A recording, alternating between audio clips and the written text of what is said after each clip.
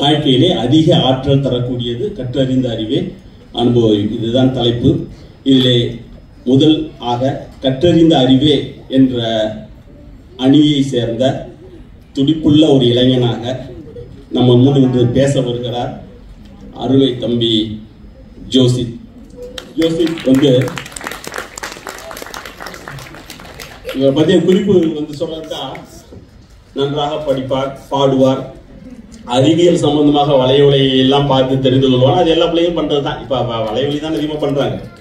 இன்னொன்னுங்க, 5 வருடமா சங்கீதம் வேற கற்றுக் கொடுக்குறாங்க. பாடுவார்னு நினைக்கிறேன். இப்ப பேசும்போது பாட்டு ஆரம்பம். பல மேடை பேச்சுகள்ல போட்டி பேச்சு, ஆழ்வேட போட்டிகள் எல்லாம் கலந்து கொண்டு இருக்கிறார். ராமாயணம், மகாபாரதம், பொன்னியின் செல்வம் படிக்கக்கூடிய புத்தகத்துக்கு பேரெல்லாம் பாருங்க. ஒரு சம்பந்தம், தமிழ் பையனுக்கு சம்பந்தம் இல்லாத புத்தகமா இருக்குதுலாம். புத்தகத்தை வாங்கி தர சொல்லி, அதாவது தன் பெற்றோர்களிடம் போராடி வாங்கி தர சொல்லி படிப்பாராம். ரொம்ப நல்ல பையன். இதை கடைசி வளர்ந்தோடனே கடைபிடிக்க வேண்டும் என்று தாய்மையுடன் கேட்டுக்கொள்கிறேன். இப்படி இந்த பையனை முதலாக இந்த அணி கற்றறிந்த அறிவியை இந்த அணியிலிருந்து இறக்கியிருக்காங்க. இறக்கிட்டு 2 அணியுமே கொஞ்சம் அலட்சியமா இருக்காங்க. இந்த அணி கற்றறிந்த இந்த பையனுக்கு ஃபர்ஸ்ட் பதில் சொல்லுங்கயா, அதுக்கப்புறம் வேற ஏதாவது பேச்சு இருந்தா பேசலாம், இல்ல நாங்க 2 பேரும் வீட்டுக்கு போயிடலாம் அப்படிங்கிற இதுல இருக்காங்க. இந்த அணி பக்கம் பொடியை அனுப்பிச்சு வச்சிருக்காங்க. இதெல்லாம் எங்களுக்கு தூசு மாதிரி என்னத்தை பேசி கீழ்ச்சில போறான்னு உட்கார்ந்து இருக்காங்க. இதையெல்லாம் போக்கு விதமாக அந்த வாடி வாசல் இருந்து வரக்கூடியது இளங்காலையாக நான் முன் தோஷித்து நிற்கிறார். தம்பி, மேடை உங்களிடம்.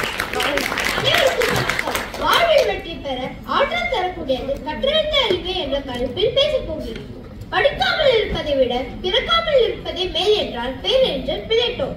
ஓதாமல் ஒரு நாளும் இருக்க வேண்டாம். ஒரு நாள் கூட படிக்காமல் இருக்காது. உலக நீதி. இளமையில் கல்வி, சின்ன வயசிலே பற்றிடு, ஆத்திச்சூடி. கற்கை நன்றே, கற்கை நன்றே, பிச்சை போயிடும் கற்கை நன்றே. சொல்றது யாரு? அதுவீர ராம பாண்டிய மன்னன் நருந்தொகையில பிச்சை எடுத்தாவது பண்ணின்றாரு. ஏன்? மன்னனுக்கு தேசமெல்லாம் சிறப்பில்லை, கற்றோருக்கு சென்ற இடமெல்லாம் சிறப்பு. நீ ராஜாவா இருந்தா கூட படிக்கலனா வீட்டுல மட்டும் தான் வேலை. ஆனா நீ படிச்சிருந்தா எந்த மூலைக்கு போனாலும் நீதான் ராஜா. வாழ்வில் வெற்றி பெற கல்வி அறிவே சிறந்தது என்பதற்கு மிகச்சிறந்த உதாரணம் நம்முடைய அப்துல் கலாம் அவர்கள்.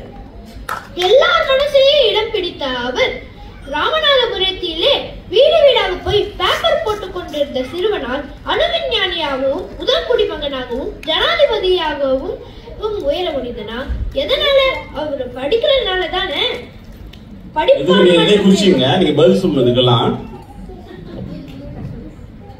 படிப்பால மட்டுமே பாரதத்தை பாராள வைக்க முடியாது படித்து படித்து சொன்ன மாமனிதர். நமது பிறப்பு ஒரு சம்பவமாக இருக்கலாம், ஆனால் இறப்பு ஒரு சரித்திரமாக இருக்க வேண்டும் என்றால் முதல்ல அதுக்கு நல்லா படிக்கணும். இல்லையா? நெல்லிக்காயை சாப்பிட்ட பின்னாடி தண்ணி குடிச்சா எப்படி இனிப்பா இருக்குமோ அது போலதான் கல்வி. படிக்கும் போது தோற்பாதான் இருக்கும், ஆனா படிச்சு முடிச்சுட்டா உன் வாழ்க்கை இனிக்கும். ஐயோ, என்ன படிச்சாலும் ஏன் மாட்டேங்குது, மண்டையில மூளை இருந்தா இது கல்வி இருக்குதான் தெரியலேன்னு படிக்கிறத விட்டுட்டோம்னா உடல் உழைப்பை மட்டும் நம்பி மாடாய் உழைத்து ஓடாய் தேஞ்சு போறாங்களே நாமளும் ஒரு தயாரிடுவோம். படுத்து கிடந்தால் சிலந்தி முனை சிறை பிடிக்கும், படித்து முடித்தால் எரிமலை முனுக்கு கை கொடுக்கும். புத்தகங்களை நாம படிக்கும் போது நம்மள குனிய வைக்கும், படித்து முடித்த பிறகு தலை நிமிர வைக்கும். புத்தகங்களை மேலிருந்து கீழாக படிக்கிறோம், அதுதான் நம்மளை கீழிருந்து மேலாக உயர்த்தும். ஐயா, சாமானியனை எல்லாம் சாதனையாளர்களாக மாற்றி வைப்பது அறிவு கல்வி தானே. அதெல்லாம் விடுங்க, உங்க முன்னால பேசுறதுக்கு ஒரு வாய்ப்பு கொடுத்துருக்காங்களே, நான் படிக்கிறதுனால தானே. உடல் சிசி நடத்துற மாபெரும் தமிழ் மொழி விழாக்கு இத்தனை பேர் வந்திருக்கிறாங்களே, எப்படி வந்தாங்க? வாட்ஸ்அப்லயும் பேஸ்புக்லயும் போடுற மெசேஜ பார்த்து படிக்க தெரிஞ்சனால தானே. அப்ப பாருங்க கல்வி எவ்வளவு முக்கியம்னு. ஒரு சில பசங்க ஸ்கூலுக்கு போகும்போது தான் அம்மா வயிற்று வலிக்குது, கால் வலிக்குதுன்னு சாக்கு போக்கு சொல்லுவாங்க. அவங்க கிட்ட சொல்லுங்க, படிச்சாதான் நாட்டையும் வீட்டையும் உயர்த்த முடியும். படிக்கலன்னா எல்லா கஷ்டங்களுக்கும் அதுதான் ஆணிவேன். அசுரன் ஒரு திரைப்படம் வந்துச்சு ஐயா. அதுல கடைசியில தந்தை மகனுக்கு சொல்ற அறிவுரை, நம்ம கிட்ட பணம் இருந்தா புடுங்கிருப்பாங்க, நம்ம கிட்ட சொத்து இருந்தா அபகரிச்சிருப்பாங்க, ஆனா நம்ம கிட்ட இருக்கிற கல்வியை மட்டும் யாராலையும் பிடுங்க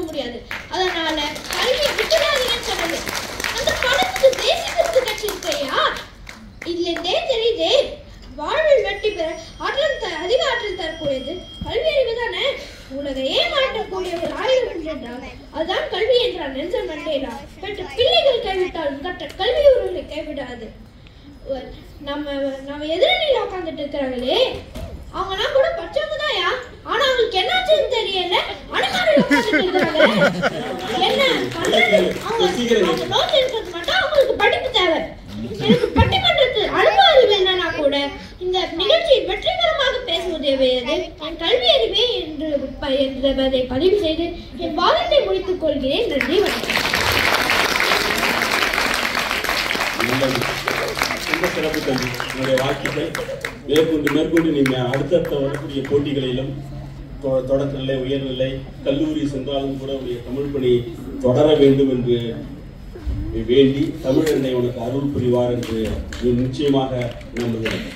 பாருங்க, பேசி உட்காந்தோன்னா பல கேள்விகள் கேட்டீங்கல்ல, இந்த எதிர்ப்பு பாருங்க, கோத்துல ஆடல என்னடா சும்மா சின்ன பையன் நினைச்சா போட்டு போறாப்புல அப்படியே மிரண்டு போயிருக்காங்க. யாரா அது இந்த பையன் இப்படி உட்காந்து பேசிட்டு இருக்கான், இது தமிழ், அதாவது இந்த பாஷா படம் பார்த்தீங்களா, ரஜினிகாந்த் சொல்லுவார்ல, அந்த ரத்தத்துல ஊறி போனோம் அடிச்ச அடின்னு, அது மாதிரி உன்னுடைய எல்லா ரத்தத்திலே ஊறி இருக்கக்கூடிய உன் தமிழ் உன் நாவில பட்டு வெளியே கேட்டு இருக்கும் போது எல்லாம் அரண்டு போய் உட்காந்துருக்கு. அவங்க எல்லாம் பேச போறாங்களா இல்ல அப்படியே ஏஞ்சி போறாங்களான்னு தெரியல. அதுக்கு அடுத்தது அவங்கள்ட்ட பேசுவோம். ரொம்ப சிறந்த கருத்துக்களை சொல்லியிருக்கீங்க. அதாவது கற்றவருக்கு சென்ற இடமெல்லாம் சிறப்பு. அதாவது புத்தகத்தை தூக்க போகும்போது வேணா முதுகு வளைந்து இருக்கலாம், ஆனால் அது வளர்ந்து நீங்க வளரும் பொழுது உங்களை உலக கண்ணு முன்னால் தூக்கி நிறுத்துவது உங்களது கல்விதான் என்று ஆணித்தரமாக சொல்லியிருக்கிறார். ரமேஷ் சொன்னாரு, அந்த சினிமா படத்துல வர வசனத்தையும் சொன்னாரு. அதாவது பணத்தை யார் வேணாலும் புடுங்கிட்டு போடலாம், ஆனா கல்விதான் நிலைத்து இருக்கக்கூடியது, அதுதான் உனக்கு வாழ்நாள் முழுவதமாக உனது ஆயுள் முழுவதும் சென்று சேரக்கூடியது, அதனால் அறிவே என்று தன்னுடைய கருத்தை ஆணித்தரமாக எடுத்து சொல்லியிருக்கிறார். இதற்கு பதில் சொல்லுவீங்களா? ஏன்னா பட்டிமன்றம் தான் இதோட முடிச்சுட்டு போறாங்களான்னு தெரியல. அவங்க பதில் சொல்லுவாங்க, ஏன்னா வந்துட்டாங்களா உட்காந்துருக்காங்கல்ல, யாரும் பதில் சொல்லாம விடுற மாதிரி இல்லை. அடுத்தது இந்த அனுபவ அறிவே